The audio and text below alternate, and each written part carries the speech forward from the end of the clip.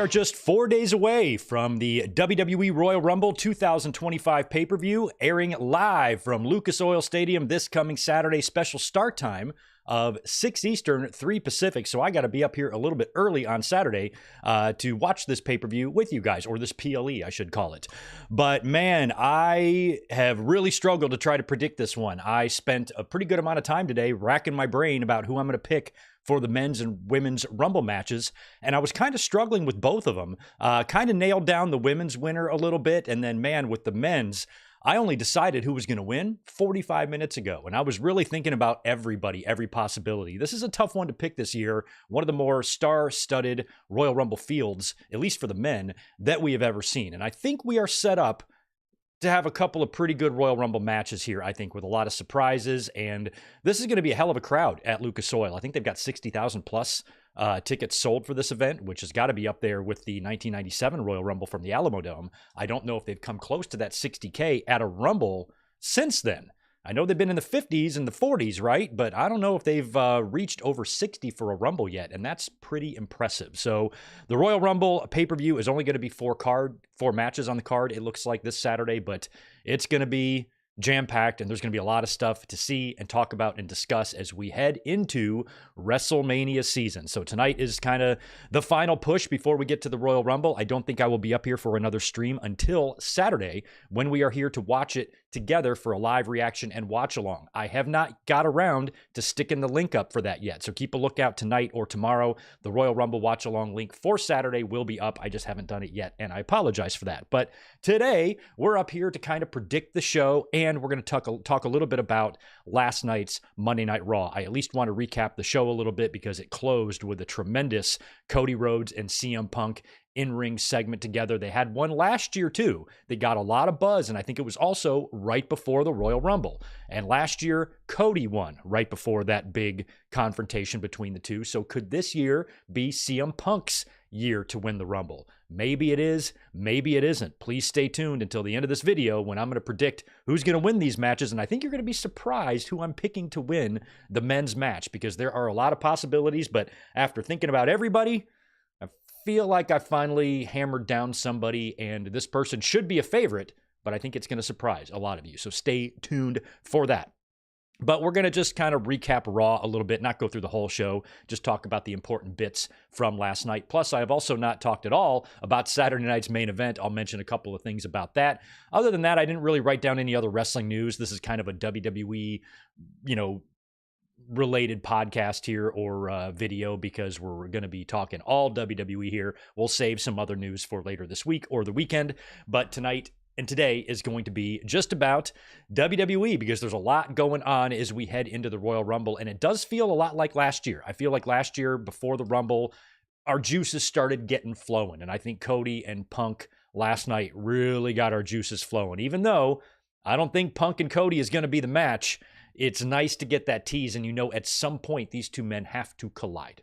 Absolutely. And it may still happen at WrestleMania. I'll let you know what my thought process is on that later on. Before we start jumping into stuff, I just want to say hello to everybody. Thank you for being here on a Tuesday afternoon. I'm never here on a Tuesday afternoon, so any sort of an audience we have, I appreciate you being here, since many of you are probably not expecting me to be here. But thanks for your viewing, as always. Thanks for being here. Please do me a favor, thumbs up button, smash it. Most of you are subscribed, but if you're not, make sure you subscribe as well. Super chats are open today. I will answer each and every one of those, and all the other links to good mic work related stuff are right down in the description below. Good to see Zane G, first one here. Good to see Jay Lambo. We got Gilbert Arbalo. We got Tatanani Rodrigo. We got Nicola.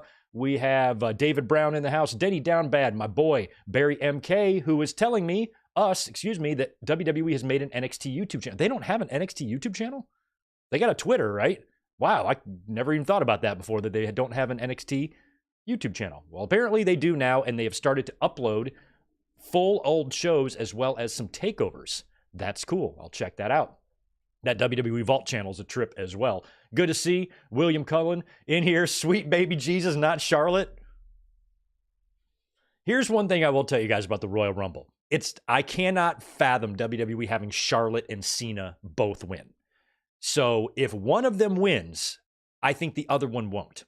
So if Charlotte wins the Women's Rumble, I don't think it's going to be Cena. If Cena wins the Men's Rumble, I don't think it's going to be Charlotte. I think with everything going on with WWE, all the good that they're doing, the last thing they want to do is remind the fans how bad things used to suck by putting Cena and Charlotte both over in the Men's and Women's Rumble. I think we'd suffer some backlash there. I would not do that if I was WWE. They might, but I kind of feel like it can only be one or the other, not both. So keep that in mind for later when my predictions come, because I really spent a lot of time thinking about it, and I'm probably going to be wrong about all of them. Ryan Dempsey, also good to see you. Sonic Plays, Richard Wells. We got Mega Teddy.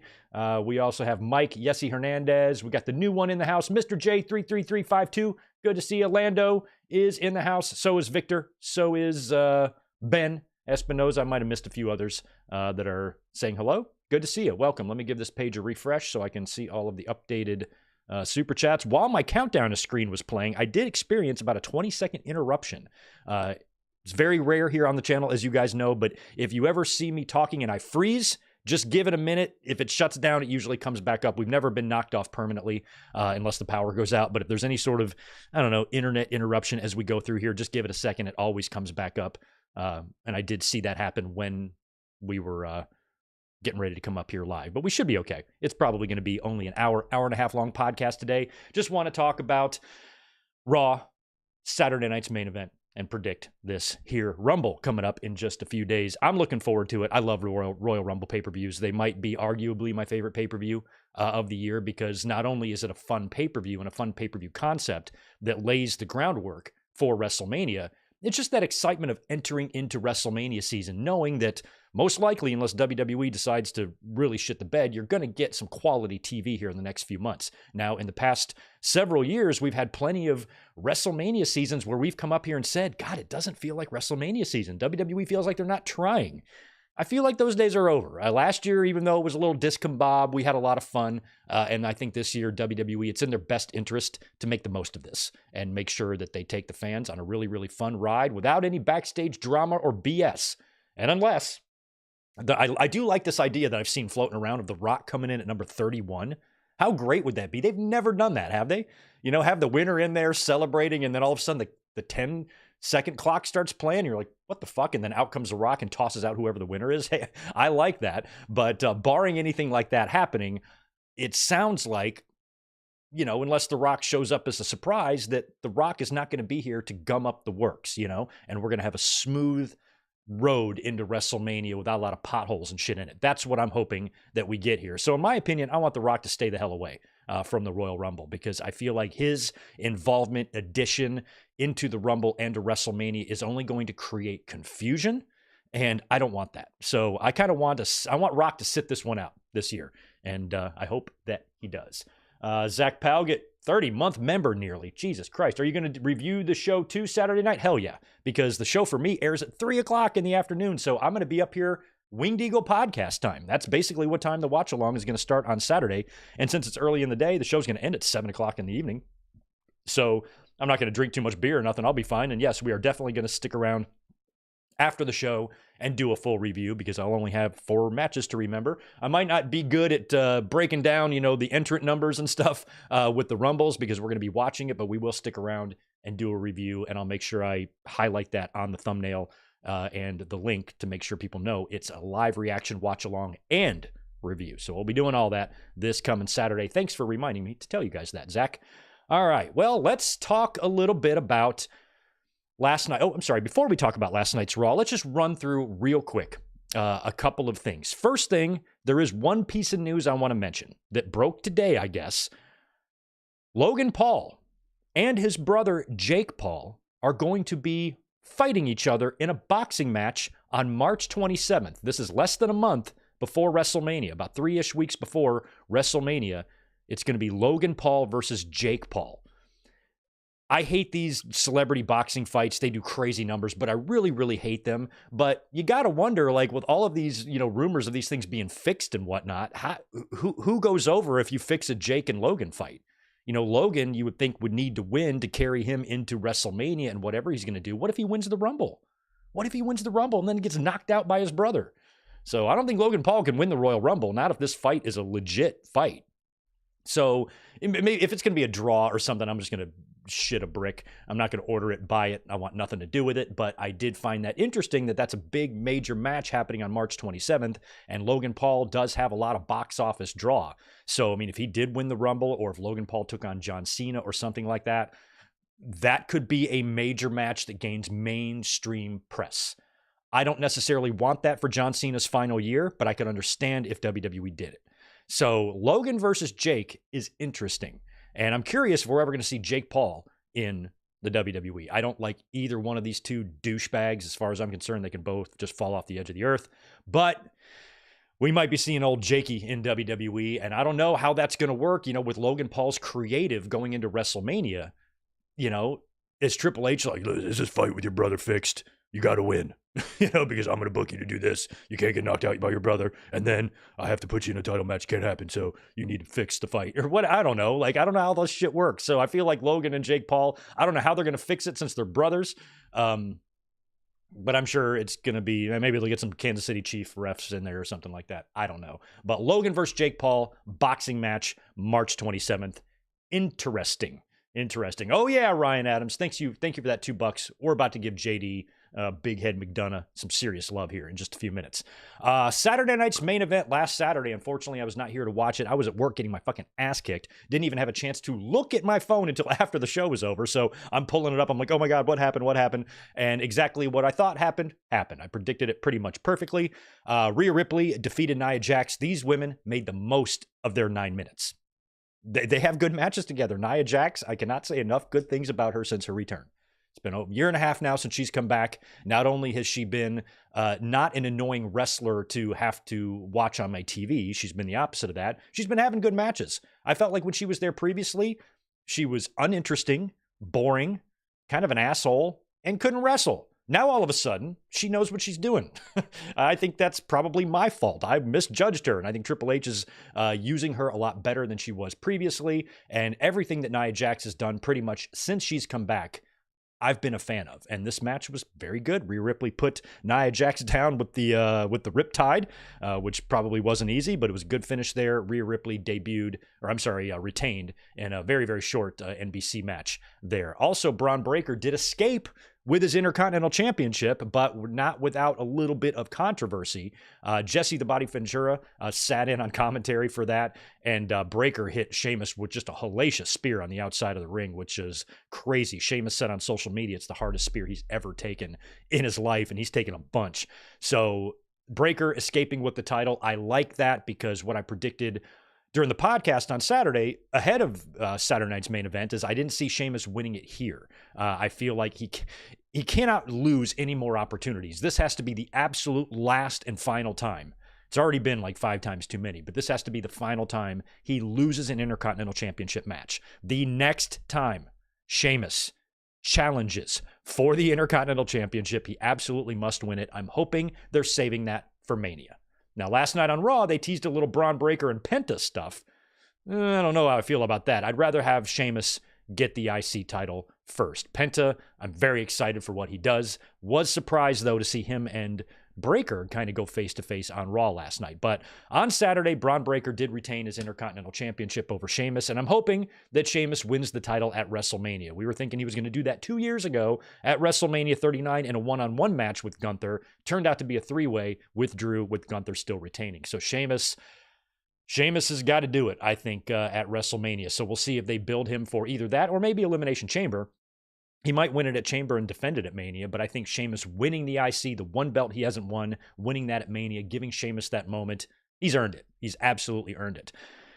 Saturday night, I think the highlight of the show for everyone was many are calling it, the coming out party for Jacob Fatu, who absolutely destroyed Braun Strowman in their one-on-one match. This match was ruled a no contest, but it was what happened after the beatdown, the just destruction of Braun Strowman, with the referee tossing out the match and then Jacob Fatu hitting him with several hip attacks in the corner.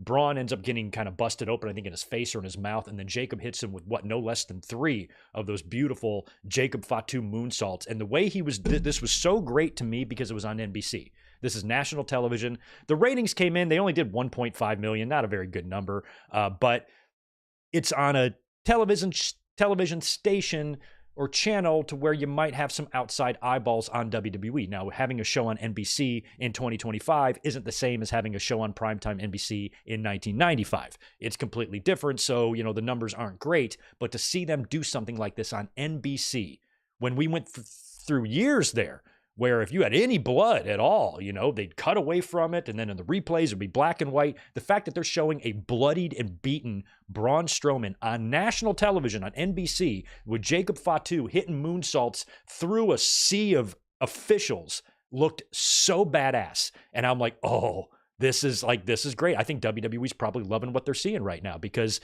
if I'm a channel surfer and I just happen to stop on NBC as Jacob is hitting one of them moonsaults on a bloodied Braun Strowman, I'd probably be like, what the fuck's going on here? Oh, that's just wrestling. But at least if I was seeing something that brutal, I might be like, oh, that guy looks scary.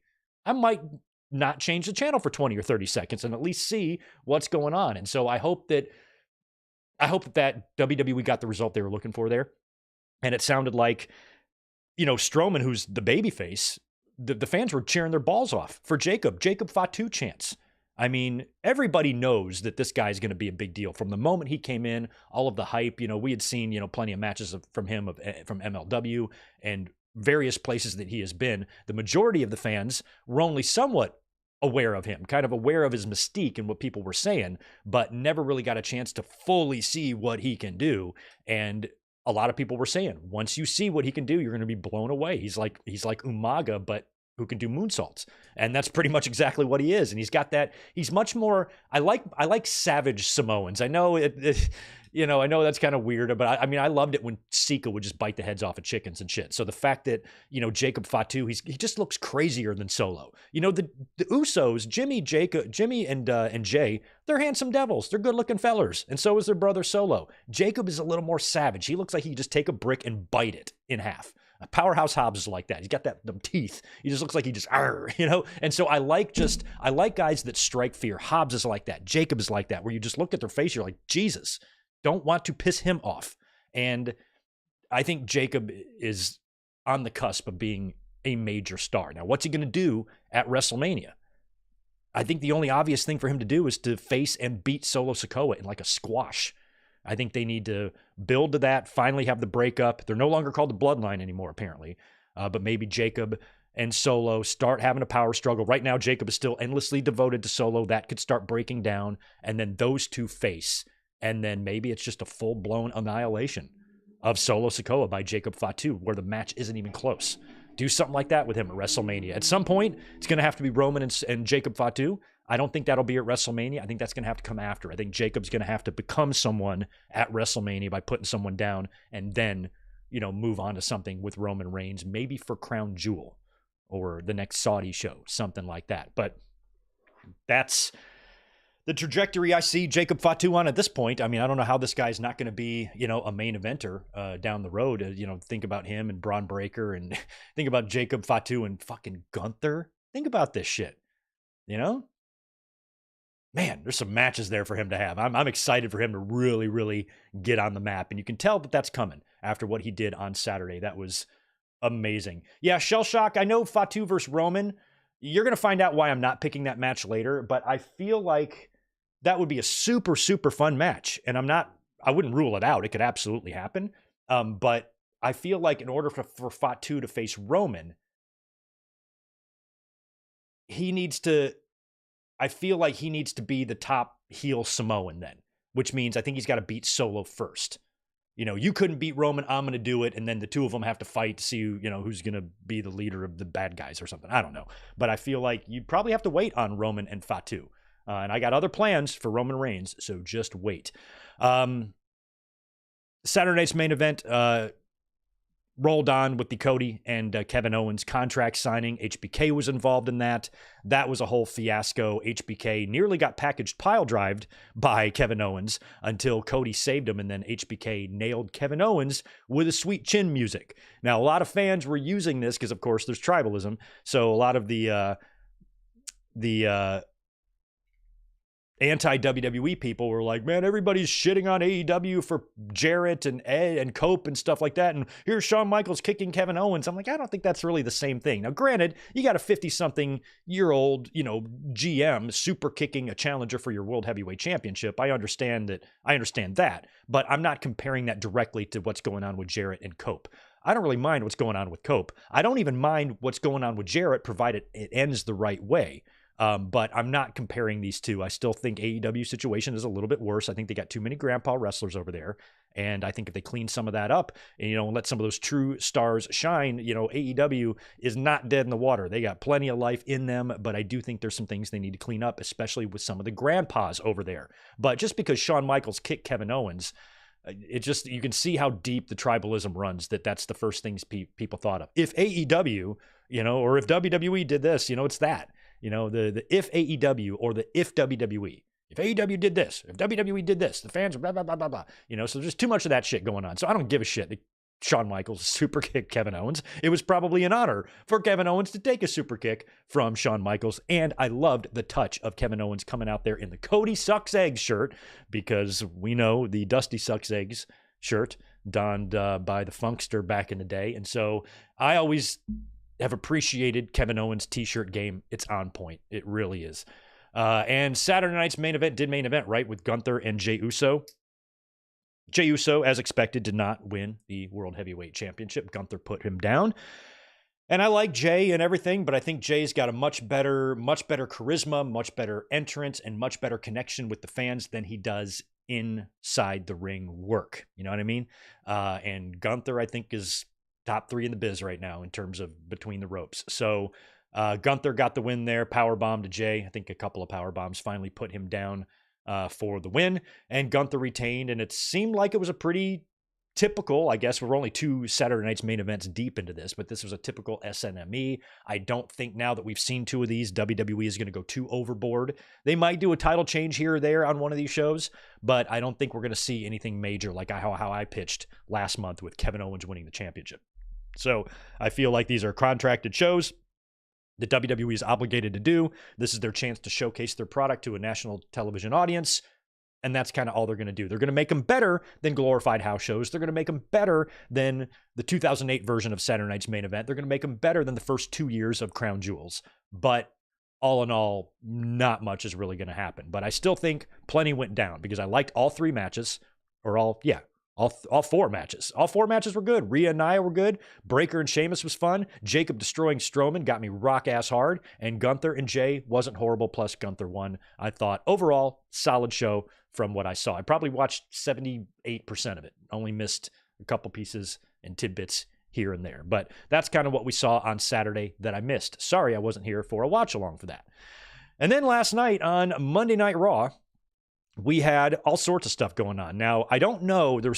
I don't know what this is. So I don't know who Kai, Cenat, Lil Yachty, or I don't know what these things are. Kai Cenat, Lil Yachty, and Guavo. Are these cocktails? Are these like beverages? I don't know what they are. Anyway, all 3 of these things were on Raw. I guess they're human beings who Twitch stream or something. It's just crazy how they're brought out there as people that everybody knows, and I don't know who the fuck they are. So that just shows that I'm an old ass man who's not up to date with stuff that the kids do. But Seth Rollins opened up the show last night, cut his promo about the Rumble, and talked about Gunther, talked about Cody Rhodes, and then Gunther came out and says that he's the best wrestler in the company and blah, blah, blah. And Seth talked about how he can have that title back whenever he wants it, that type of stuff. And then out comes Logan Paul, who was booed to absolute hell. Hogan got booed less than Logan Paul in LA. The fans do not like Logan Paul, a douche to the core. And he says that he's going to win. And then, earlier on, Gunther had told Seth, he goes, I hope you win the Rumble because I want to show you who the best wrestler is. And so after Logan runs his mouth, Gunther goes, you know what? I changed my mind. I want you to win the Rumble because I just want to slap the shit out of you, which I loved. And I would love to see Gunther just slap the fuck out of Logan Paul. That would be great. And, I wouldn't rule him out. I'm going to give you a spoiler for later. I'm not picking Logan Paul to win the men's Rumble. But if you are, I don't think it's a bad pick. I don't want it to happen. I'd rather see Charlotte win the men's Rumble than Logan Paul win the men's Rumble. That's how much I don't want to see him win the Rumble. Plus, if you have Logan win the Rumble, you're banking on a lot there. If you're giving this guy a title shot at WrestleMania, but 1 month before the title shot, he's got a boxing match against his own brother and he gets his ass knocked out. Is that what we're doing? But they're teasing it. I mean, I feel like Gunther, Seth, and Logan are kind of the world heavyweight title situation. And then Cody and Owens and Sammy and Punk and Roman are the WWE title. That's how I feel this is kind of playing out. So Gunther could wind up facing Logan Paul at WrestleMania. It's very possible. At some point, you got to wonder when Seth is going to get all of his payback. He put over Cody 3 times in 2022, 3 straight pay-per-views. Then last year, he helps Cody Rhodes win the championship, sacrifices his own championship in order to help Cody, even after losing the championship, coming out to sacrifice more. Then on January 6th, he gets in the ring with CM Punk for the first time in 11 years and loses. Seth has earned some victories back, and he's got some coming. So, if Seth wins the Rumble, then I think he should win the championship at WrestleMania. Now, I had already thought that CM Punk was going to face Gunther at the Rumble. I didn't think Punk was going to be in the Rumble. I thought he was going to face and beat Gunther for the championship, take the championship into Mania, allowing Rollins to win the Rumble, challenging Punk and beating Punk for the title at WrestleMania. I've always believed that WWE, if they're going to give Punk the WrestleMania main event, fine, but you're going to lose. You're going to lose. And since Rollins has already got that loss to Punk now on January 6th, he's going to win the next time they face. So it could very well be CM Punk winning the championship at WrestleMania and dropping it to Seth Rollins at SummerSlam or something like that. It's very, very possible, I think. But you also got to think about Cody and all that shit. So we'll talk about that in a minute because Punk was up next. Interview backstage with Kathy Kelly. Wouldn't be the only time we would see Punk on Raw last night. And he's talking to the just stupidly, awesomely hot Kathy Kelly, and Sami Zayn interrupts. Now, Sami Zayn, had a little of a mishap last week, and he confronted Punk about Punk saying he wasn't on his level. And he said to Punk, he goes, I'm of the two of us, I'm the only one here who's main evented a WrestleMania. So, cool your jets there, sister. And he walks away. And then he runs into Karrion Kross. So it feels like they are wading Kross into the deep end. He's like kind of slowly inching his way into the upper echelon of talent. He's just been in the shallow water, the mid-card, ever since he came out in the dominatrix helmet and lost to Jeff Hardy. Ever since Adam Cole completely undressed him in that promo in NXT. And I feel like now that some years have passed and he's still there, never got released during all those waves of releases, there's something about him that WWE and Triple H likes. There's some sort of potential that they see there. And I've never felt like he's come anywhere close to reaching that. Even with the New Testament, Final Testament or whatever, like seeing the Authors of Pain come back after all these years and they were like immediately forgotten about. Even when Paul Ellering is on the roster and I forget that he's there, that's a problem. So I feel like none of that really has ever worked. And now maybe they're trying something else. He's been playing those mind games with The Miz. And now he's kind of getting in the ear of some of the top talent. I think he's trying to manipulate them or gaslight them or something. And he's got some sort of, ulterior motive here with his, the way he's approaching these people. So Sammy doesn't want anything to do with him. He's like, I don't know what you're playing, dude, but I got too many things to worry about. Get the fuck out of my face. And then Kross walks away, and then Cody shows up and he kind of spooks Sammy. Cody's like, what's up, Sam? He's like, oh, dear God. And you can tell Sammy is he's disheveled. He's just a little bit out of sorts, a little discombobulated, happens to the best of us. And so he winds up just walking off, kind of leaving Cody high and dry. So they're teasing a lot of stuff there with Sammy, with Kross. How does Sammy feel about Punk and Owens and Cody and all these people? It's kind of, it might be overwhelming Sammy just a bit. So we'll see how all of that plays out. I really, really want Sami Zayn to win the Rumble, but I'm really, really thinking he won't. We had a tag team championship match last night. It was the War Raiders defending against Judgment Day's Dominic Mysterio and JD McDonough.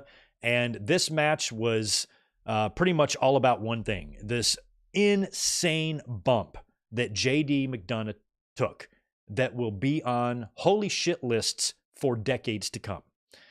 So he's got, I think it's Ivar maybe, is like backed up against the announce desk. JD goes up to the ropes for a springboard moonsault, right? Is that what it was? And I don't know if he hit Ivar with it or if he missed completely, but he basically just landed back first on the corner of the announce desk, and his head just smacked back on that little plate that runs over the top, which does have a little give to it, but his head just, I mean, it looked like a car crash, the way he came all the way down and bam, and the way he popped back up. And he hit the ground fucking hard. I think they went to commercial or whatever. Refs were checking on him for a while, and he seemed to be okay. He got up and he finished the match. Now, they lost. Dominic took the pin, eating the War Raiders finisher, and the War Raiders retained. But JD taking that bump and then somehow finishing the match when he was clearly hurt was pretty incredible that he was able to finish despite taking a bump like that. Now, he did get injured. I don't know how you can take a bump like that and not get injured. Here's what JD McDonough tweeted out today, or last night. Excuse me. First off, thanks to everyone for the messages and the concern. I'm good. I've got a couple of broken ribs and a punctured lung, so I'm going to be out for a couple of months. All things considered, it could have been a lot worse, so I'm grateful for that. See ya in a bit. So JD broke a couple of ribs and punctured his lung on that spot. I'm assuming it's one of the ribs that did the puncturing, is what I assume. That's insane. So he's very lucky. I mean, the fact that he did all of that and he said it could have been worse, it could have been. I mean, I don't know, just a few more inches up or down, I feel like then you're in the back of your neck or you're doing something to your spine. He was very lucky. And I think letting it all hang out like that for the benefit of our entertainment is admirable, but at the same time, protect yourselves out there, wrestlers, because we don't want anybody dying on fucking Raw. That was really scary, but it sounds like JD McDonough is going to be all right. The dude is a fucking legend. I take it all back what I said about your big ass head. So forget, you got a little ass head, JD. You got a little head JD. We'll call him that from now on. Rey Mysterio and Xavier Woods was kind of fun. They did mention during this match that Zelina Vega has been moved over to SmackDown. Just in time for, I don't know, maybe somebody to make a debut over there. Some real tall, tattooed white boy. Keep a lookout for him.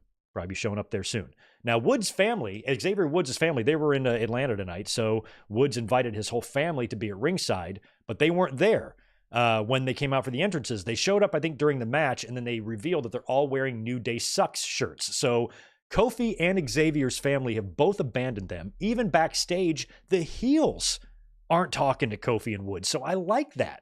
I like the fact that Kofi and Xavier have pissed off everybody to where they just didn't piss off the baby faces. They pissed off the entire locker room, heels and baby faces, and they pissed off their own mamas.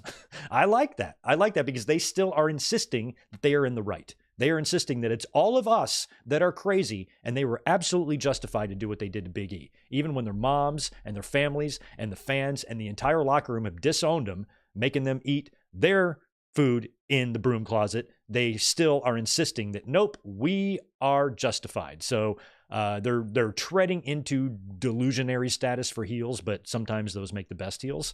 And I think at some point, not even at some point very soon, maybe even as early as next week's Raw after the Rumble, the New Day need to win the tag team championships, unless they're building the New Day to win them at Mania. But they're 48-time tag team champions. They don't need a stage like Mania to win it. Just do it on Raw. Just do it on Raw. As soon as you give the War Raiders what you consider to be a lengthy enough run to where, they're transitional champions either way. I said that when Judgment Day still had the titles. I said, get the belts on a babyface team so the New Day can beat them. And that's exactly what they did. The very next week, the belts landed on a babyface team. So that's what they're going to do, 100%. And I'm fine with them just pulling the trigger on that right away. And I'm hoping that, maybe there's still a chance for Kofi and Xavier to be in the Rumble together, tossing out somebody, and then it's just the two of them standing there waiting for the next person to come down. And you know who it is. We get the Edge 2020 moment, only we get it for Big E. Oh, that's going to be so great if we get to see that on Saturday. I really hope so. If we don't see that on Saturday, I think then the next step is just to give New Day the tag team championships and let them be champs for a while. Let them be champs all fucking year. Let them be champs all year. All year. Never dropping it. Cheating their way out of every win. Pissing off the fans more and more. Do it. Do it. Why not do it? Speaking of the tag team titles, I thought when I saw this match advertised, it was for the titles, and I was going to predict Liv and Raquel winning the tag team championships, but it was a non-title match, and they still won, beating Bianca and Naomi. Dominic helped out there to get the win. And, you know, I was kind of thinking that Liv and Raquel should just win the titles here, take them off Bianca and Naomi while Jade is out. But we've also read, you know, Fightful Select reported this week that they might be planning a Bianca Belair and Rhea Ripley match, which I would love to see. That's the match I wanted to see a year ago. The problem is this feels rushed now because they've done nothing to tease this throughout the year. Like if this was my match, I would have done shit all year long to kind of tease these two. Bianca has been largely pushed out of the top spotlight for a while now because of the tag team thing with Jade, which I'm fine with. Cool her off a bit because fans were getting, you know, Bianca's never going to turn heel. I think she'd be a great heel, but if she's never going to turn heel and she's going to do this babyface shit forever, you keep her on top all the time constantly, then she's Charlotte. So taking her away from that for a little while, I thought was a really good move. It's what you need to do with your top talent sometimes. But if you now want to do the Ripley and Bianca match, I feel like you could still tell a story there, but I feel like you could do more if this was being built for a while, because I would argue that if you ever do Bianca and Rhea Ripley at WrestleMania, it could main event one of the nights. So I don't feel like you've done enough in the year to really justify that if you throw that at us now. So that's going to maybe just have to be on the undercard. And if we get to Rhea and Bianca at Mania, I'll explain later through the Rumble predictions how I think that is going to happen. But I kind of feel like, you know, Bianca having a dominating performance in the chamber might be a better way to set her up for Rhea Ripley instead of winning the Rumble. She comes at number 27 and then wins the Rumble. You know, who cares? Bianca Belair won the Rumble. She's won the Rumble before. Where if she started the chamber and then went through the whole thing, arguably she could start the Rumble and go through the whole thing there too. But if she started the chamber and just had this badass victory in the chamber, you know, showing how badass she can be when she wants to be, that would position her better for the match with Rhea Ripley. Okay, what's going to happen when these two badass bitches fight at WrestleMania? So you can still do it.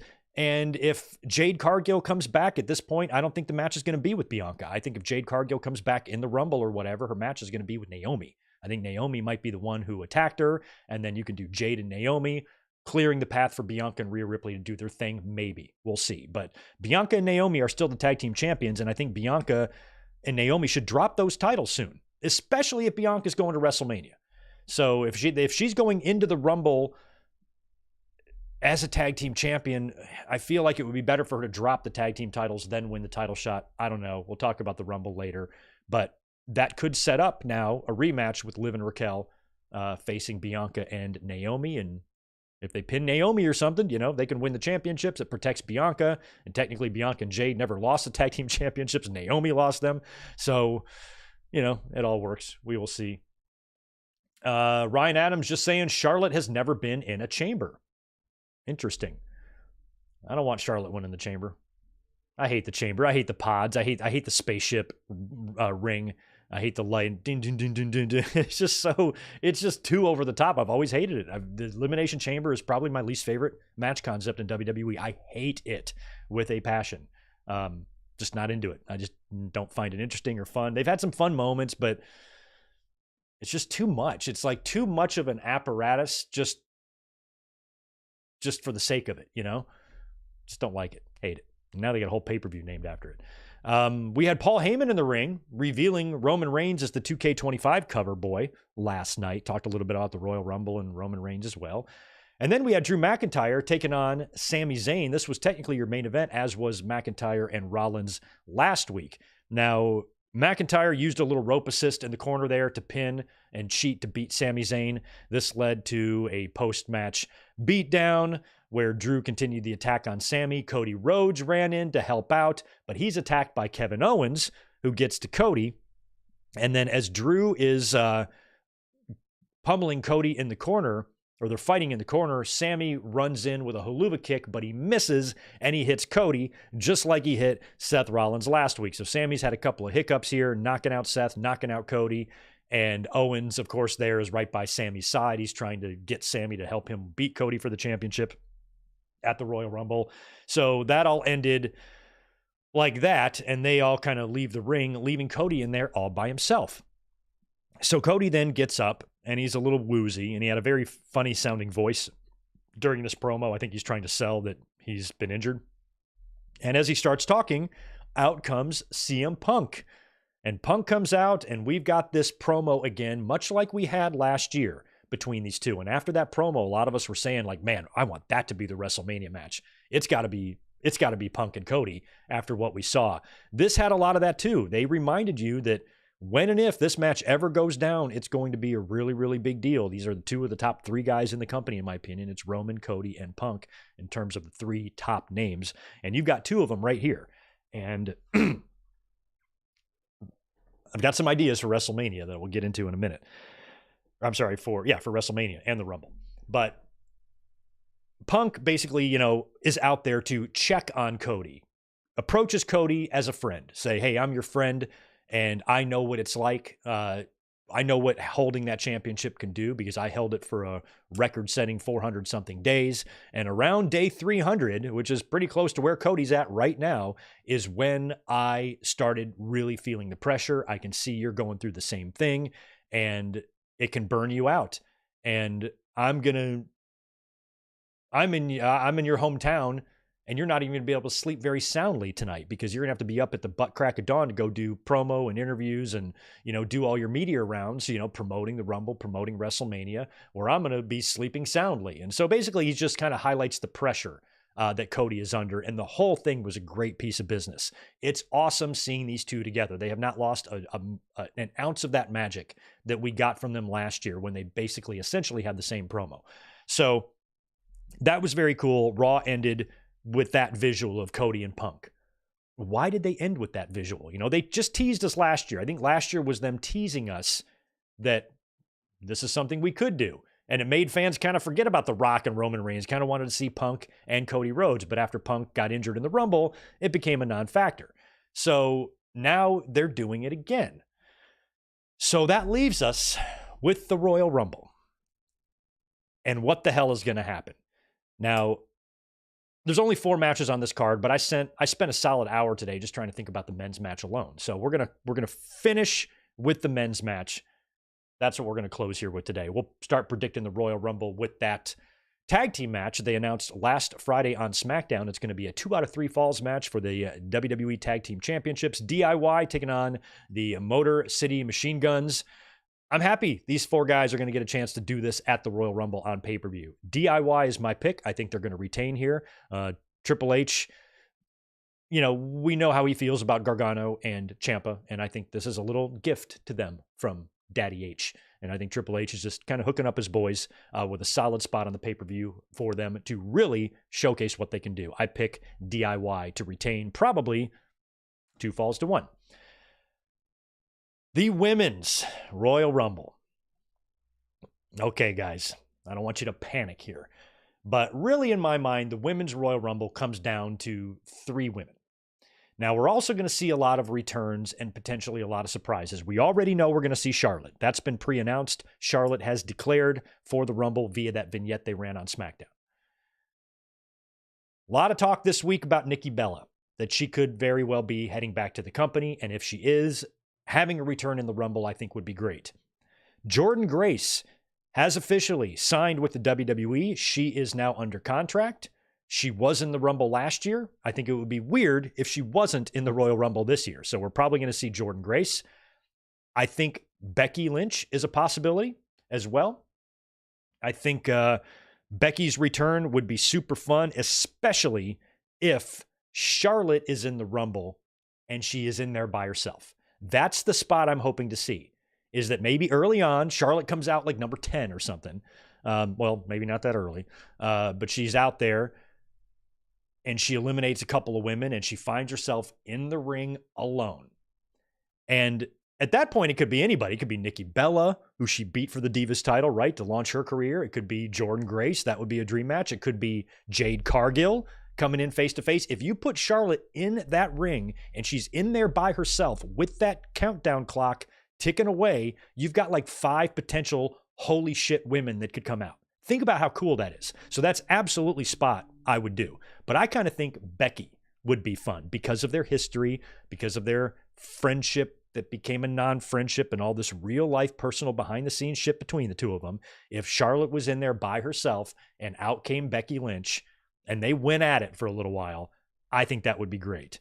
Another name I'm hoping to see, although I have no clue what her injury status is, her recovery, rehab, how all of that went, but it feels like it's time for the return of Asuka. And if Asuka came back in the Rumble, that would be cool as well. So I've got Charlotte, Flair, Nikki Bella, Jordynne Grace, Becky Lynch, and Asuka all kind of planned in my head for the Rumble. Let me know if there's another woman I'm missing out. I would not bring back a Michelle McCool. I would not bring back anybody like that. Don't need any of them. I don't need Candice Michelle. I don't need Melina. I don't need them. I don't need them. We might see something like that, but for Greg, it's not necessary. Just keep your talent that you got there along with those surprises. But like I said earlier, I think the winner of the Women's Rumble comes down to 3 women. Io Sky, who they teased on the January 6th Raw, facing Rhea Ripley, and I love that match on paper. I do. However, if Io Sky won the Rumble, I don't know how you build that issue between her and Ripley for so long. With those in-ring promos, Io's great, but you got to think about the language barrier and how those promos are going to be. I don't know how you can build a Mania program from that. I still want to see the match. I still think Io and Rhea Ripley is probably my top pick. I just think that would be awesome, especially if Io Sky beat her. Like if Ripley put Io over, holy shit. Holy shit. So I'm totally into Io Sky winning the Rumble. So I think it comes down to her. It also comes down to Bianca Belair because of that report we heard about WWE possibly wanting to do Rhea and Bianca. That's a match I thought they were going to do a year ago, and then they kind of got away from it and didn't feel like it was possible. Now it's kind of bubbled back up again, and now, unfortunately, it feels rushed. So with Bianca, I think if she just won the Rumble, it would feel a little bit more out of nowhere. I feel like it would be better if Bianca won the Chamber. That way they can do a couple of things between the Rumble and Chamber to maybe tease her and Ripley a little bit, and then she dominates in the Chamber. And then it's like, holy shit, irresistible force meeting the immovable object type of thing. I still think it would have been much more fun if you spent all of 2024 teasing us. A couple of backstage run-ins. You know how they did with like Brock and Goldberg, back in the day, they just bump into each other. They both got championships, or one guy does. And you just kind of tease that could be a thing. And I thought if they did that with Bianca and Ripley, and then something happens in the Rumble to make that match happen, that could be main event material right there. So if they had Bianca win the Rumble, I feel like it would be rushed. The other name is Charlotte.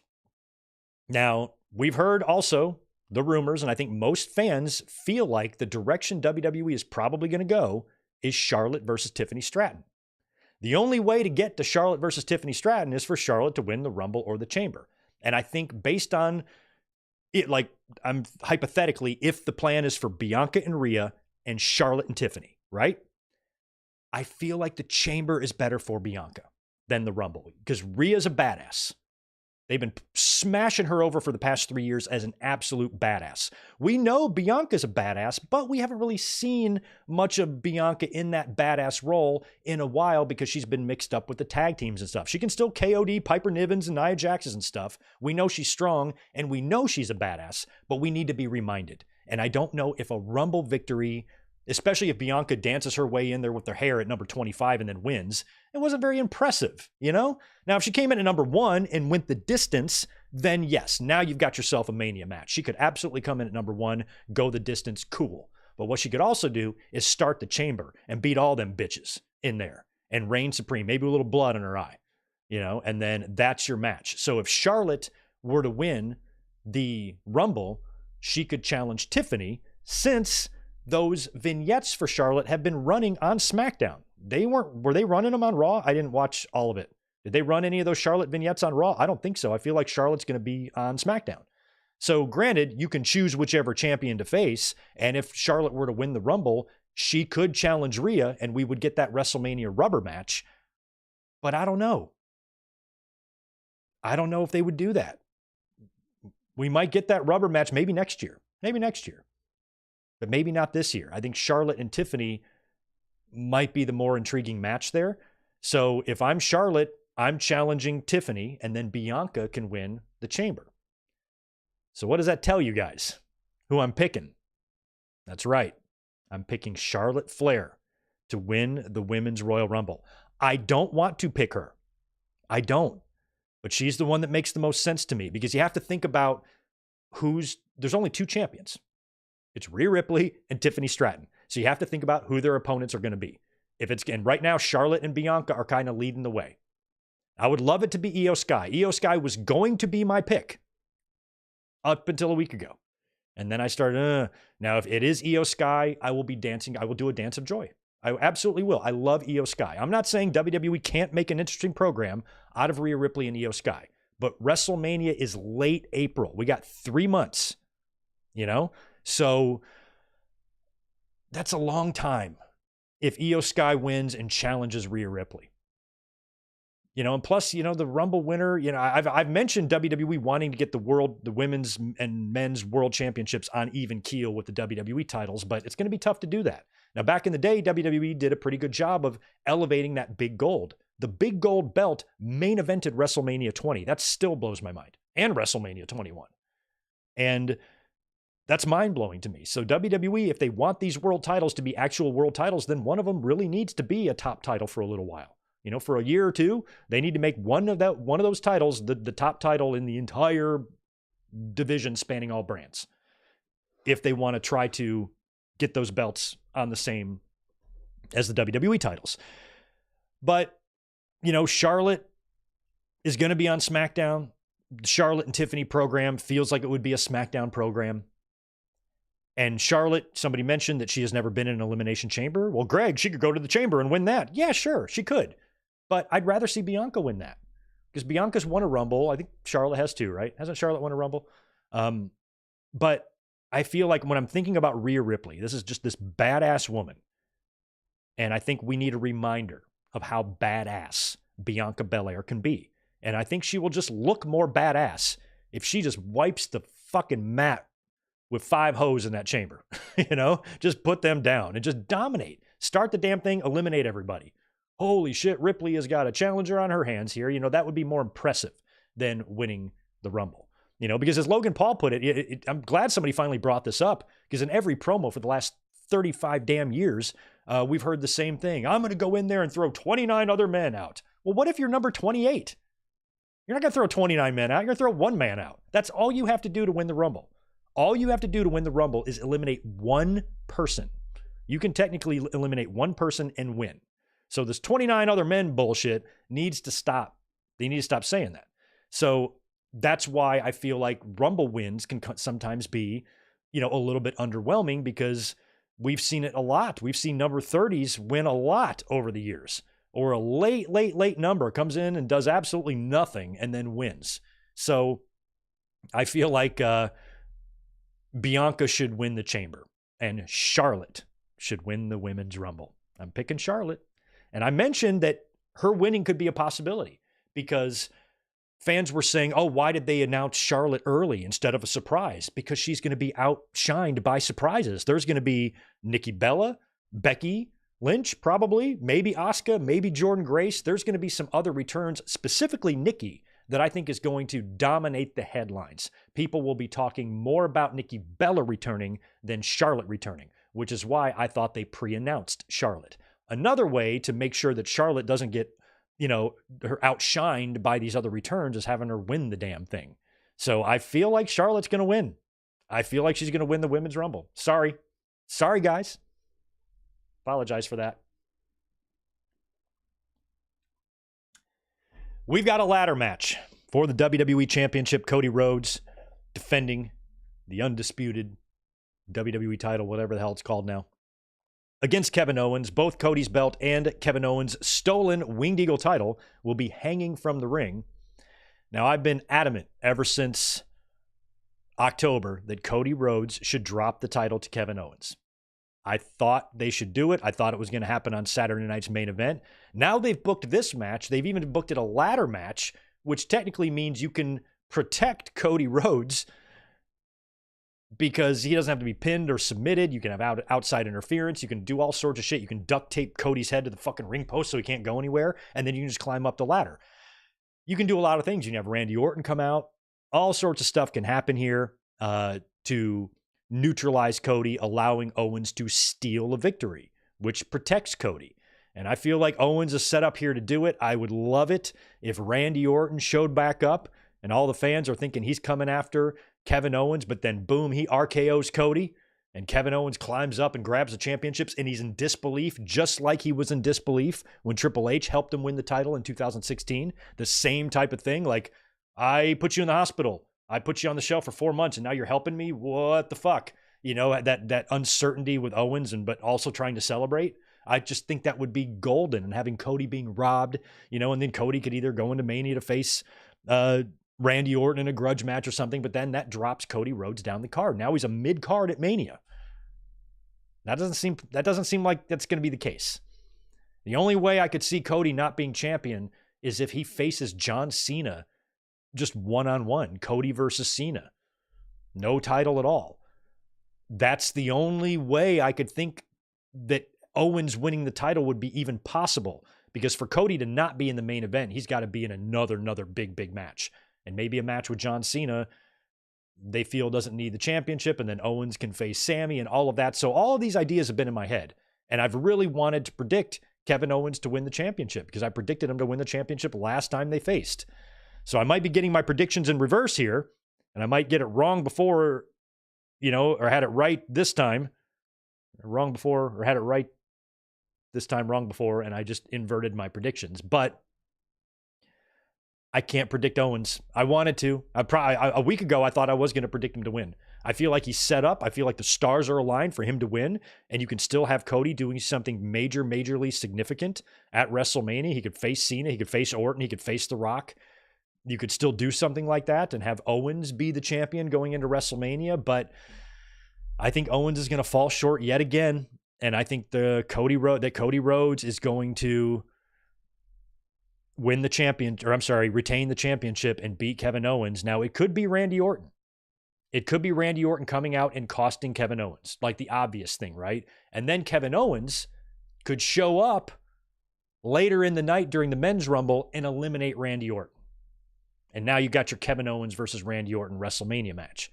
But I'd rather see Kevin Owens and Randy Orton at Elimination Chamber, because I feel like Kevin Owens and Sami Zayn should face at WrestleMania. And they might not face for the championship like Kevin Owens wants. They might just face each other at WrestleMania, which I think the story could have a lot of fun there between those guys. But, you know, at the end of the day, I feel like Cody at this point should probably take the championship into WrestleMania.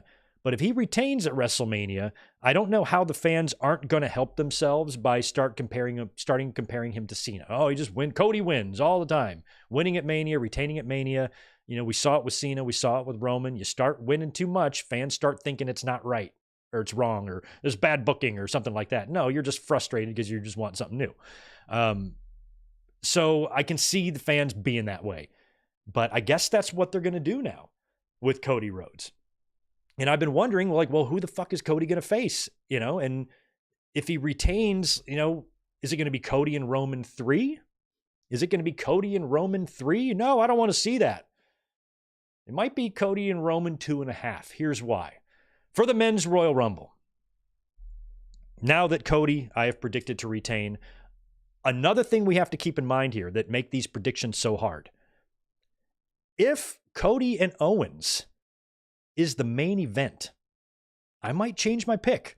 I might be right about Kevin Owens winning the championship, because Cody losing the title can't be in a non-main event match, is my opinion. So if Cody and Owens happens before the Men's Rumble and the Men's Rumble closes, then Cody's winning 100% in my mind. If the Men's Rumble is first, then maybe Owens does win the match, especially if like they do something crazy and have Sami Zayn win or something like that. But I'm putting Cody and Owens in the undercard, I think,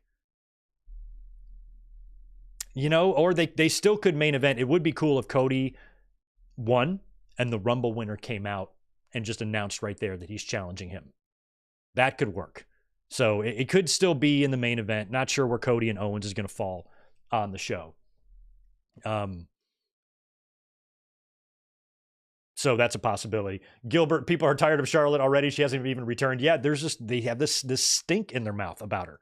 They can't wash it off. She's been gone for a long time, but it still lingers. It took fans a while to get over that with John Cena too. So fans they just have a stick up their butt about Charlotte, and I understand why, but I just don't think it's that time anymore. So unfortunately now for Charlotte, because of the reputation she's developed for herself, anytime she wins now, it's going to be the fans thinking that she's calling her own shots and she's refusing to lose. That's just how simple minds work. So that's going to happen to her now every time she wins a match. It's because it's politic and they give Charlotte everything or whatever, and it's just not that era. Charlotte is going to win, but it's some matches, and she's going to win a championship, but it's not going to be because she's back there dictating everything that goes on. She's not that valuable. We've seen that. Women's division's been fine without her. WWE could lose Charlotte tomorrow. She could go to AEW, and not a difference in the ratings would be made. AEW would keep the same numbers. WWE keep the same numbers. She's just not enough. She's just not enough to do any sort of long-term damage to the company. So if there is this feeling in WWE that they have to give Charlotte whatever she wants, they need to get rid of that feeling because it's unnecessary. You don't need her. So celebrate Charlotte. I don't have Charlotte hate or deranged Charlotte syndrome or whatever the fuck it's called. I don't have any of that with her. I was like, but I have grown sick of her from time to time. But she hasn't even come back yet. So let's see how she comes back. Let's see what kind of ring shape she's in. Let's see how she looks and how she gets back into the fold here. And who knows, she can maybe do so. It's not like she sucks. Charlotte's a good worker. She helped change the women's wrestling division from a goddamn joke and these divas into an actual credible division with professional wrestlers in it. She was a big part of that transition. So I'll always have like a soft spot in my heart for the Charlottes and the Baileys and the Beckys and the Mercedes and those that kind of transitioned us into this era that we're seeing now. But Charlotte coming in and just owning everything and collecting all the titles and winning both Royal Rumbles and both WrestleMania main events, I'd calm down. But you're right. Fans are sick of her. They're sick of her. All right, the men's Royal Rumble. Jesus, man, my mind was going all over the place today, but I think I finally nailed down a winner, and I've got my reasons for it. I don't think I'm picking who everybody else is picking, but we'll see here. But think about some of the names that are going to be in the men's Royal Rumble. We've got Roman Reigns, John Cena, CM Punk, Seth Rollins, Drew McIntyre. We've got Sami Zayn, Jey Uso, LA Knight, Logan Paul, Rey Mysterio. A lot of big names in this thing. Huge. We might see some surprises. We will probably see Joe Hendry, you think? I think it's very likely we see Joe Hendry. Will he be the only TNA star? I think it would be awesome if we saw Nick Nemeth come out. If he does, I don't know if he's Dolph Ziggler. I don't know if he's Nick Nemeth. What I could see happening, because there's only 30 spots here, and you don't want to give 2 of them to TNA talent, maybe you give the spot to Joe Hendry and Nemeth runs in. And he just does a run-in, gets in the ring, like actually in the ring, and he eliminates Joe Hendry, and the 2 brawl into the crowd and into the back. And then Cole and whoever can put over their issue in TNA. Tune into Impact next week to see these 2, see the fallout from this or something like that. And they could refer to Nemeth. That's Nick Nemeth, formerly Dolph Ziggler here in the WWE or something like that, So I think it would be better if they're both going to be involved in this for Hendry to be an entrant and Nemeth to run in and eliminate him. So I think Joe Hendry will be in the Rumble, but not both. Matt Cardona, he wants in so bad. This dude's publicly begging both companies to hire him, and he hasn't gotten a contract yet. I think he'd prefer to be in WWE where Chelsea is. He claims that if he came out in the Rumble, that the fans would go nuts. They very well might. Fans dig nostalgia. But then again, he could come out to crickets. Would he be Zack Ryder? Would he be Matt Cardona?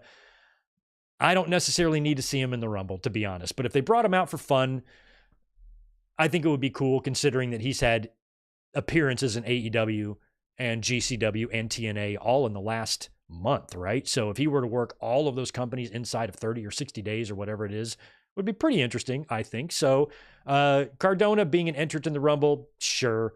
If he gets eliminated, I think somebody that he used to have history with should eliminate him, like John Cena. John Cena should eliminate Matt Cardona if he is an entrant. Another name we have to think about is Aleister Black. Aleister Black showing back up in the Rumble. I'm on the fence with that. I think it would be great because the pop would be incredible. But a lot of mistakes were made with not only Aleister Black, but Malachi Black. Both companies have kind of fumbled him. And do you want to, if you want to like do it right with him this time, do you really want to bring him out in the Rumble just to get thrown over? Because he's not going to win. I mean, if he did, Jesus. Imagine, if you will, Aleister Black winning the Rumble and challenging Gunther. Ooh, baby, that could be it.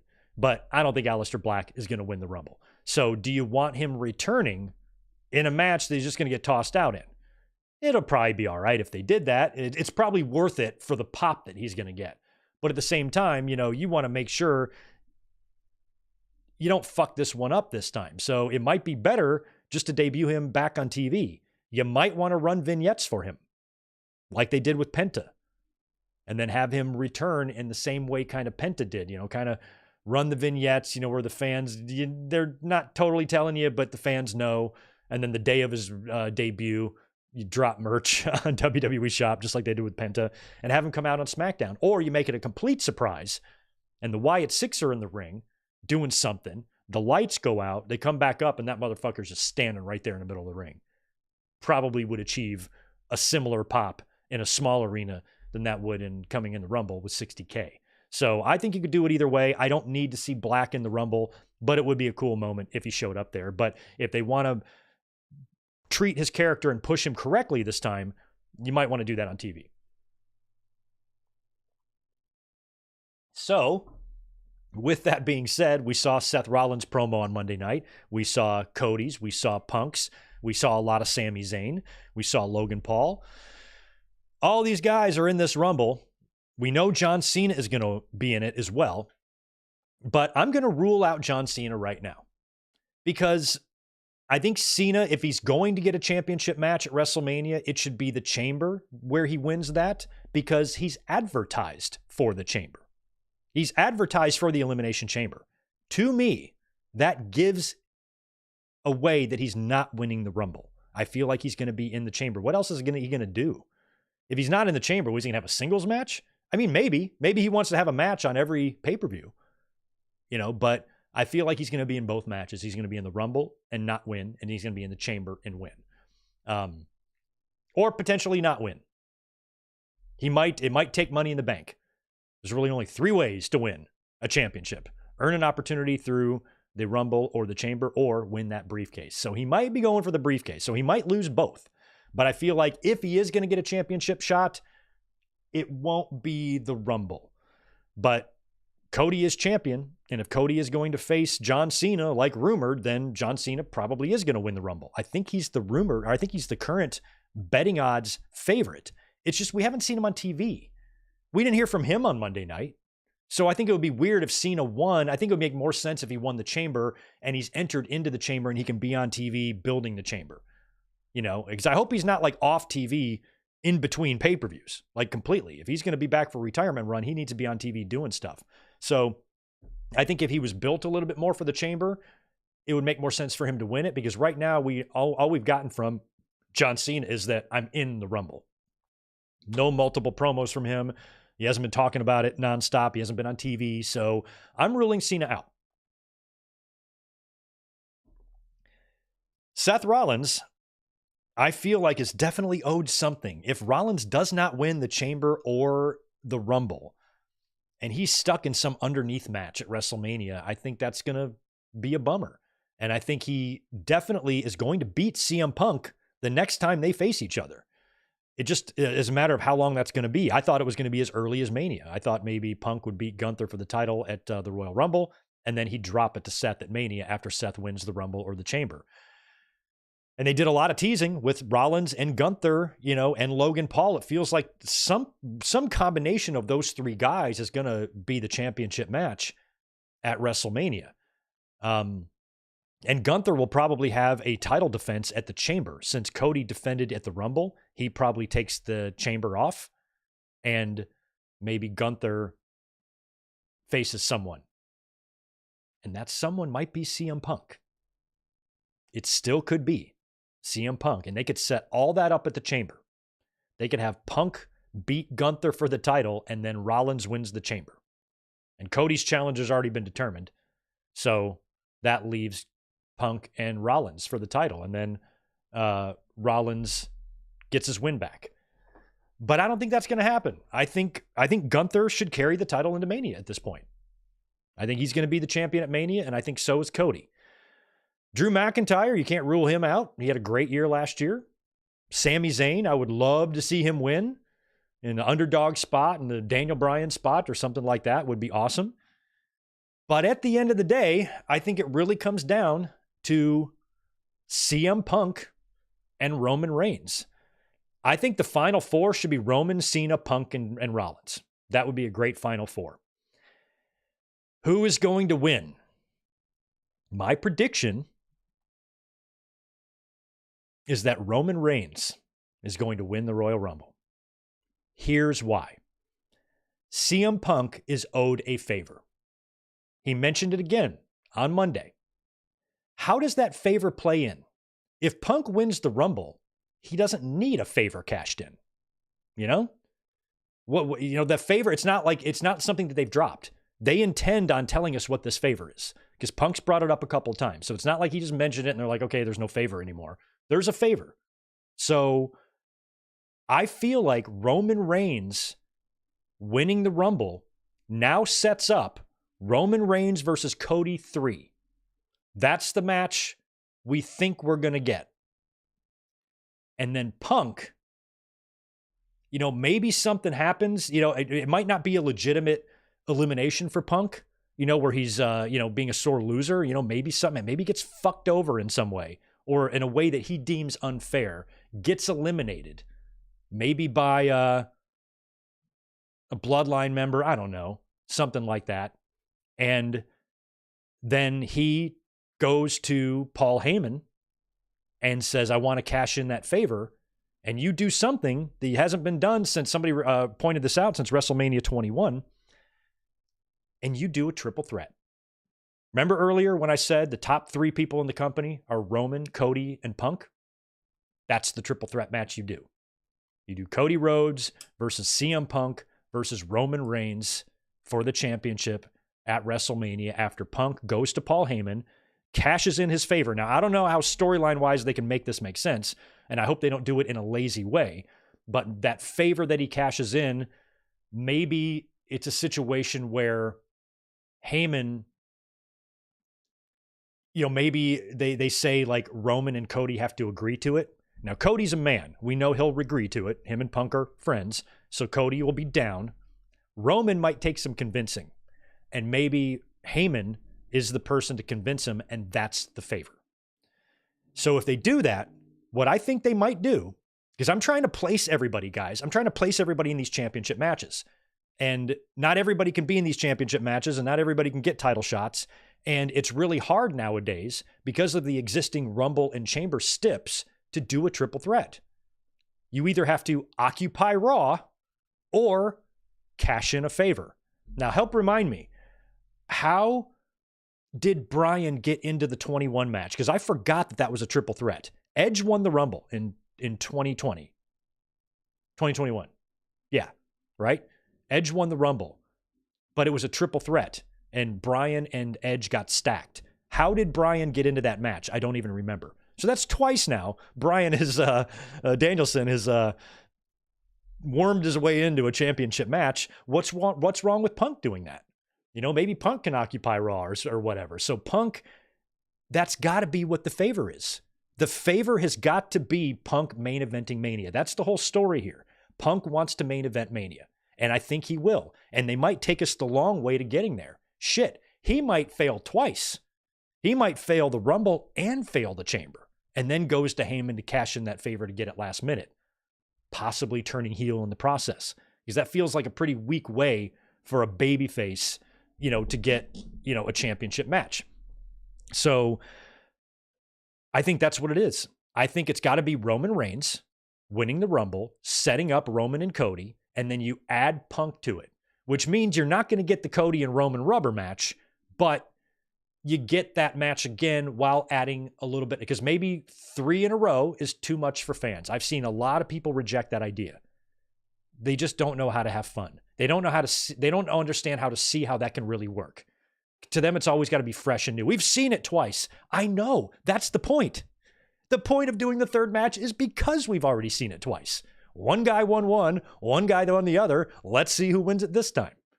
There's nothing wrong with that. Fans are just that's code written into their DNA to just reject stuff like this. I'm like, no, if you tell it right, you tell the story right. Because I was into the WrestleMania 39 story and the WrestleMania 40 story. I'm not necessarily sick of it. And if they brought it back for one more go, and then you surprised us at the last minute, chucking Punk in the middle, that's a pretty huge match. That is a match featuring your 3 top stars. Roman, Cody, Punk, technically all baby faces in that match. I can get behind that idea. And when I think about all of the other possibilities, the reason I came to Roman is because I can see storyline-wise how they can get there. That favor, if the favor isn't what I'm saying it is, then tell me in the chat what it is. 31, Greg said, you said 21. Who knows what I was talking about? If the favor isn't what I'm proposing, if the favor isn't something to get Punk into the main event at Mania, then what is the favor? What is the favor if Punk wins the Rumble? What favor is there to cash in? He's got what he wants. Is the favor cashed in at Mania? Maybe that's what it is. Maybe he wins the Rumble and then he cashes in the match to win the championship. I don't know how he does that. Cashes till Heyman turns on someone. So I don't know. I feel like my idea for the favor makes the most sense at this point.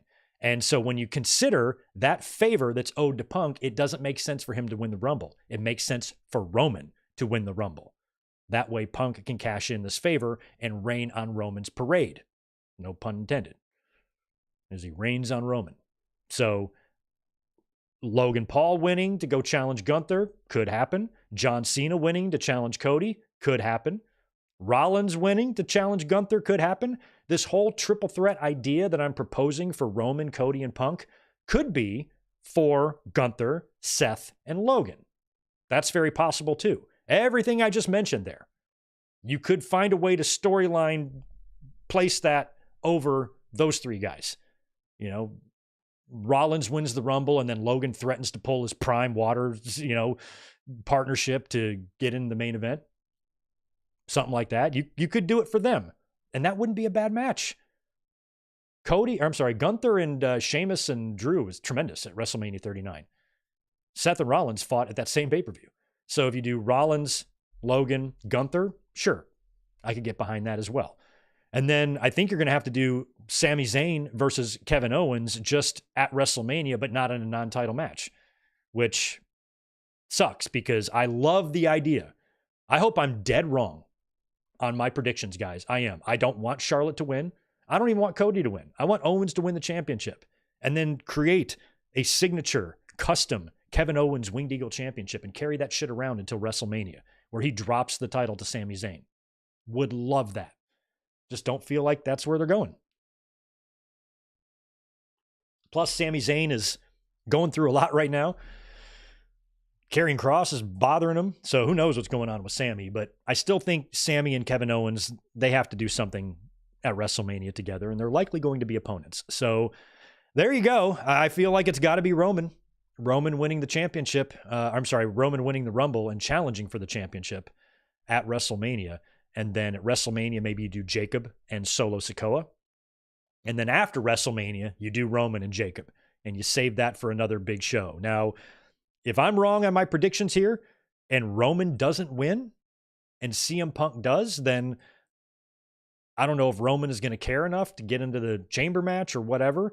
They might move him right then into a program with Jacob Fatu. but that's a big step down. You're mid-carding Roman, and you're giving him an awesome match at WrestleMania. But if he goes in there and faces Jacob at WrestleMania, I feel like Jacob's got to win, So like, I don't think I would do that match.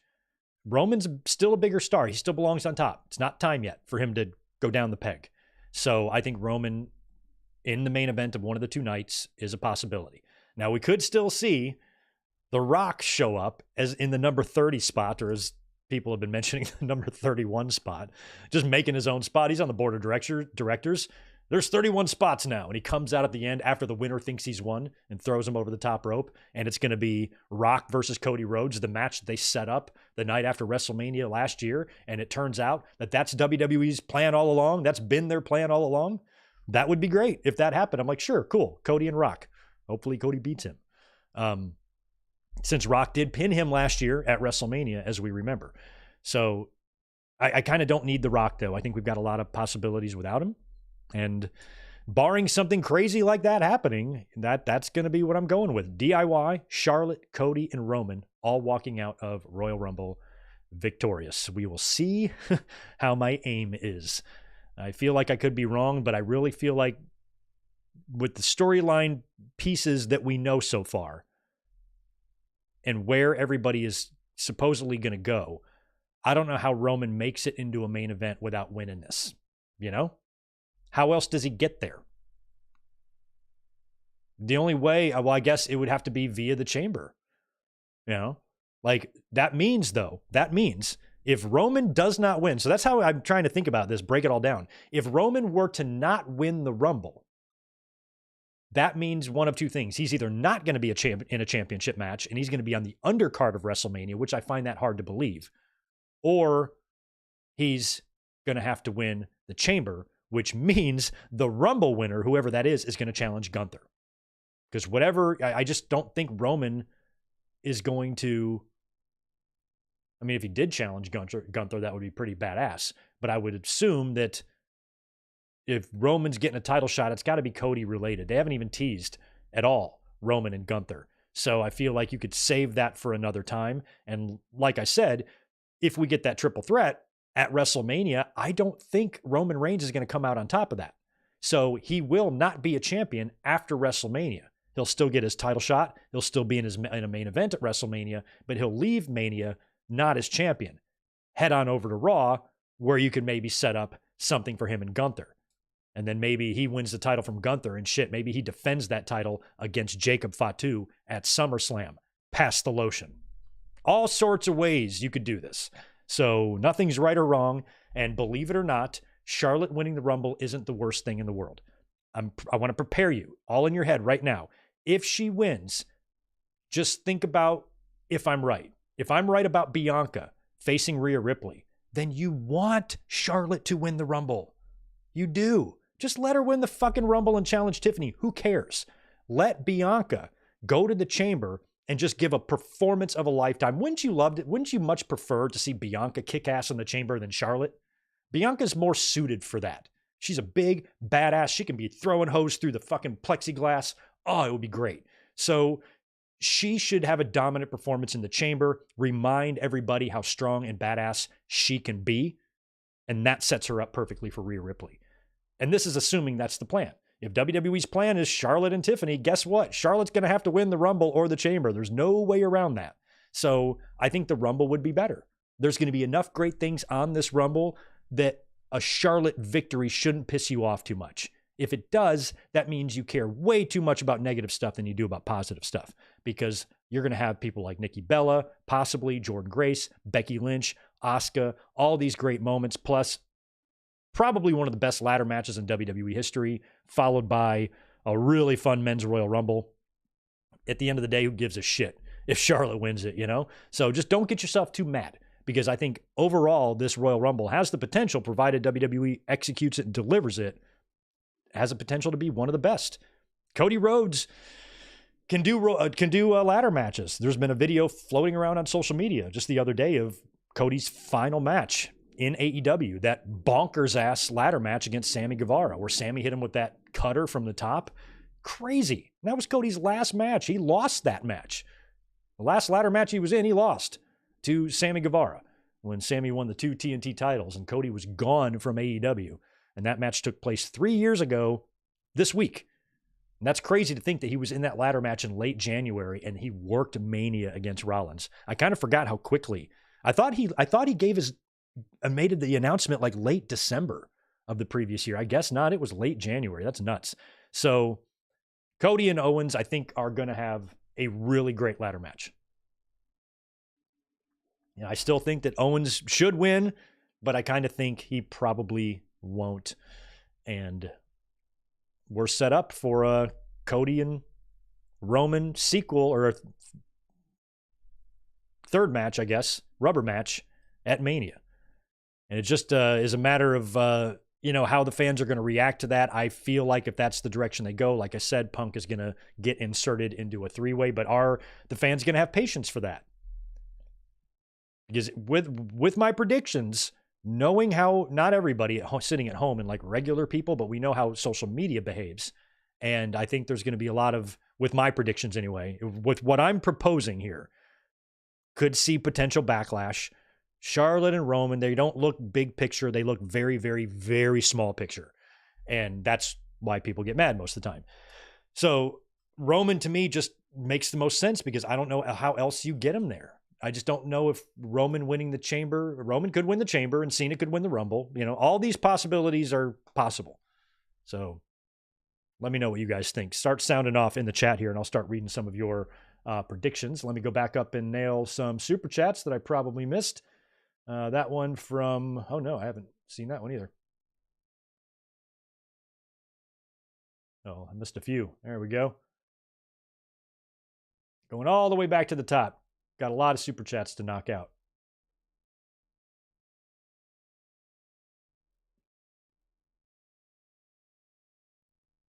There we go. Let me just knock out a dude. All right. I think that's all of them. Hopefully I'm not missing any. The first super that I think I missed was from Ryan Adams for $10. One thing I've seen that's happened a few times is anyone who gets involved with Cross turns heel slowly. Look at Drew, New Day, Miz. Also, Dakota Kai got hurt and has a concussion. Yes, I forgot to mention Dakota Kai. She apparently got hurt on that big missile dropkick from Zoe Stark on Raw, which looked awesome, but might have concussed poor Dakota, so she's out again. And yeah, I didn't think about that we have seen slow burn heel turns with everybody Cross has interacted with, and maybe that's part of his character. That's interesting. And you can definitely tell they're trying, to do more with him. Oh, Juliet, good point about Zelina. She could be heading over there to reunite with Andrade. That's true. That could be the television reason. But what I was saying is for more along the lines of her being on the same brand as her husband to where they could travel together and shit like that is kind of what I was talking about. But good point about Andrade. That's a happy bonus. Because I don't think Zelina fits with Aleister Black on TV. She fits with Andrade. So if she reunited with him, that would be tremendous. Nope, shit. Wrong mouse. Did I shut us down? Nope, okay. Grab the wrong mouse. Ryan's got two more. Just saying Charlotte's never been in a chamber. I saw that earlier. Yeah, we talked about that. I'd still prefer Bianca to have a chamber performance over Charlotte. Joshua's got $2. AJ Lee, another one. Good point. AJ Lee is a Royal Rumble entrant. I would love it. I would absolutely love it. I forgot to write her down, but she was on my mind this week, and I was going to mention her. Yes, so add her to Charlotte, to Nikki, to Jordan Grace, to Becky Lynch, to possibly Asuka, and who knows? They might throw something else at us that we're not expecting. I don't want to see Trish and Lita. I don't need to, but if they brought them out, it's Trish and Lita. You can't not love Trish and Lita. You're not allowed. So I'd be all right. Zane, I like that idea too. Save Io and Ripley for SummerSlam. I mean, the way they teased it on that first Raw Netflix show seemed like that was the match they're going to do, and I love it. But, if Io were to win the Rumble, now you got 3 months to build Io and Ripley. Like, that's just too long. It's way too long. So, I don't know. I feel like SummerSlam would be better. Yeah, anyone but Charlotte. I know that. Yeah, Jade Cargill. That's another name that I think could be in the Rumble because from what we understand, Jade Cargill is not hurt. She's fine. So I don't know. I still don't know what the story is, why they took the title off of her, if they thought that she's not ready or something, but she could be coming back in the Rumble. Maybe she's in there with Bianca and Naomi and they have to work out their shit. Maybe it's revealed on TV very soon that Naomi took out Jade Cargill. I think Naomi and Bianca need to drop those tag titles. So yeah, Jade Cargill could also be in the match.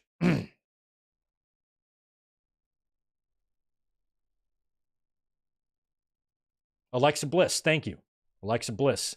I hope that she has got her shit worked out. I'd love to see her come back and get involved with the Wyatt Six, but apparently the creative plans that they had for her that were scrapped were due to her contract situation. So they're trying to work that out. Hopefully it gets worked out and she can be brought back. And if they've worked it out, I'd bring her back in the Rumble. Hell yeah.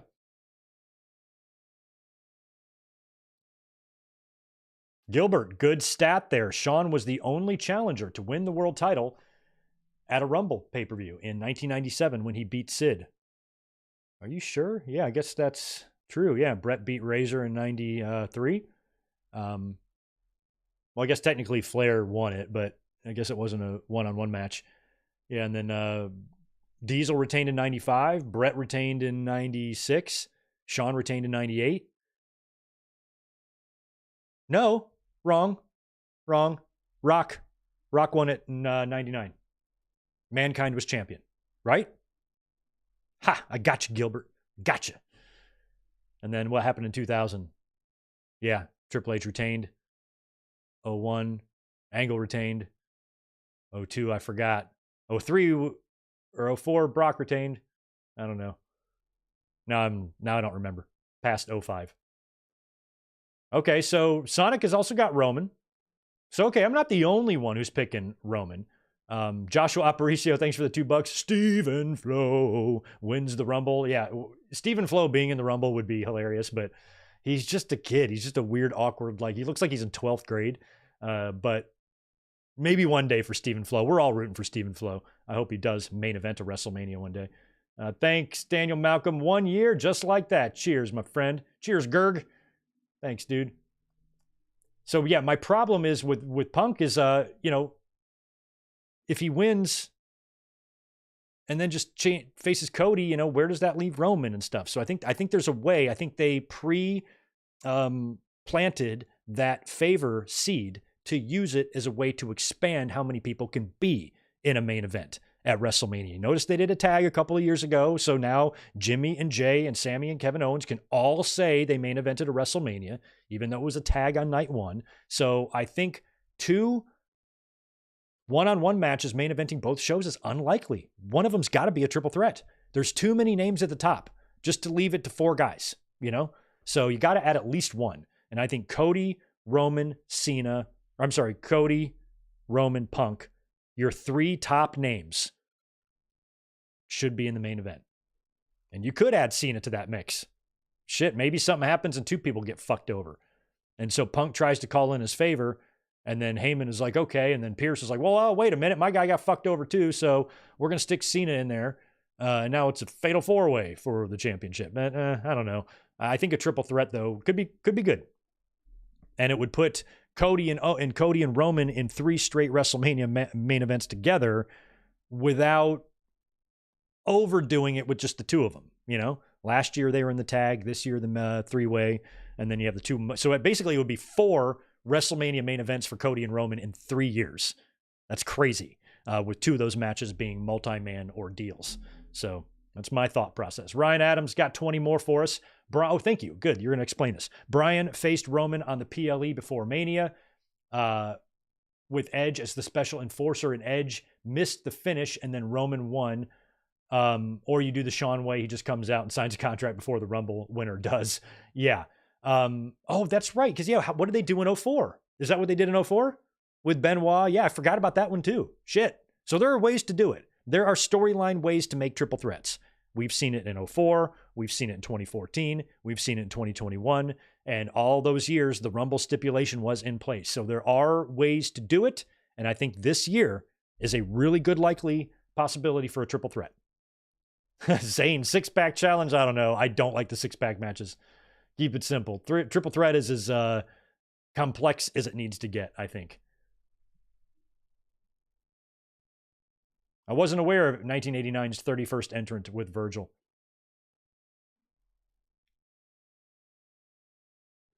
JT says Jay finally beats Gunther at Mania. Well, that means Jay is going to have to win the Rumble or the Chamber.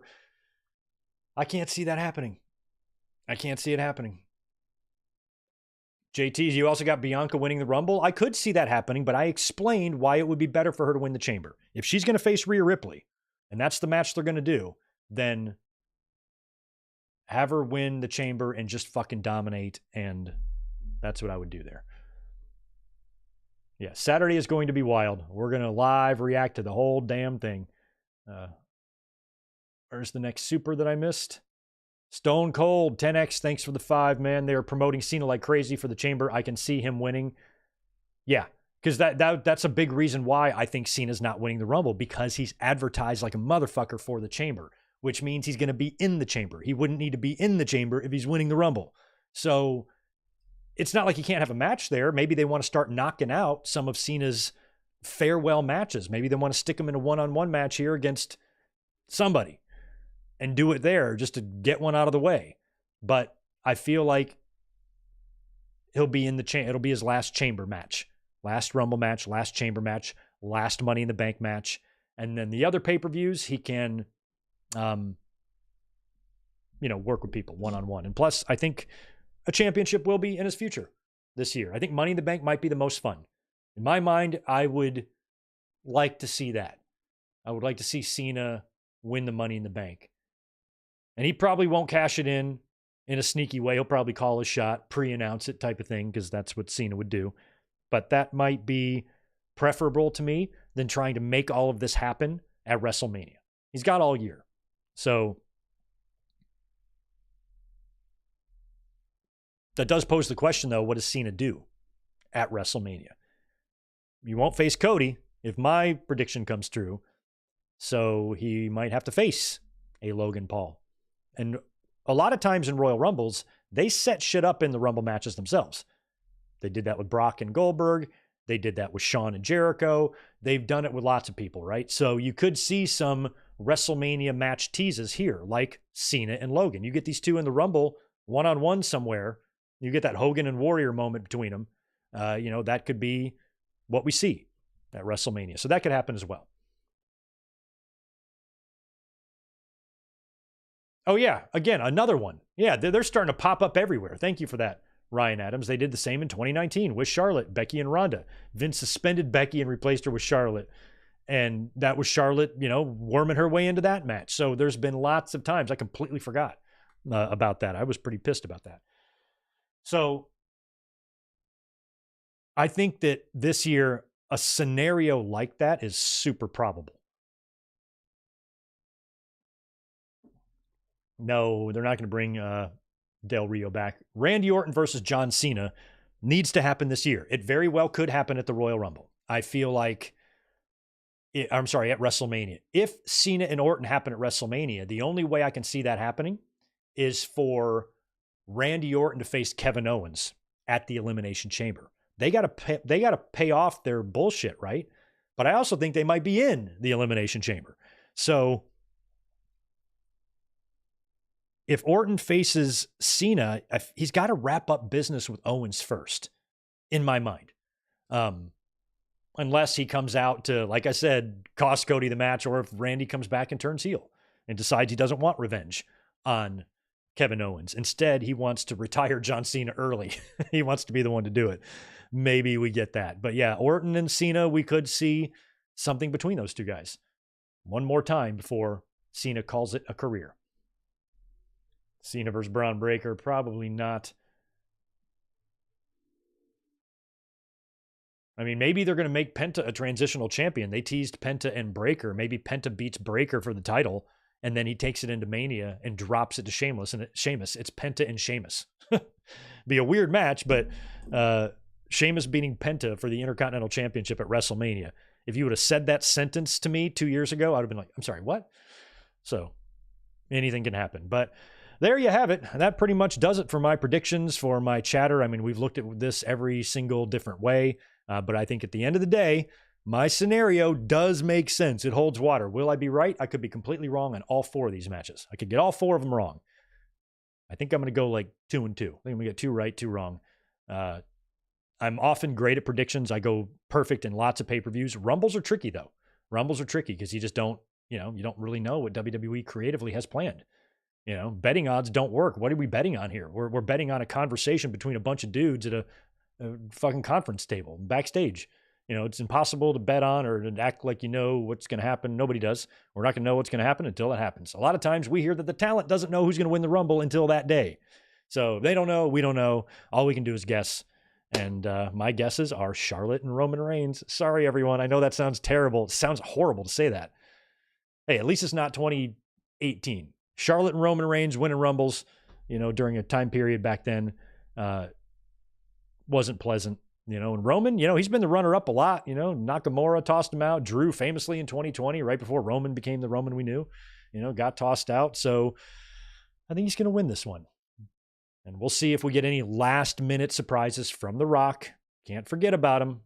Can't forget about The Rock either. So if you are watching this video on demand, drop your predictions in the comments below. Would love to hear what you guys have to say. And I want to thank you guys for hanging out with me on this Tuesday afternoon. NXT is about to go live in just a few minutes. So if you are going to watch that, I hope you enjoyed the show. And keep a lookout. I know I've been mentioning this, but I've got some shorts in the can that I need to drop on the channel. I'll get a couple of those up this week. And keep a lookout for Saturday's Rumble watch along and review link. I will be posting that probably later tonight. So just keep a lookout for that. Thank you so much for joining us. We will be catching you guys on Saturday. I'm looking forward to it. Rumble is almost here. Have a good one. Peace.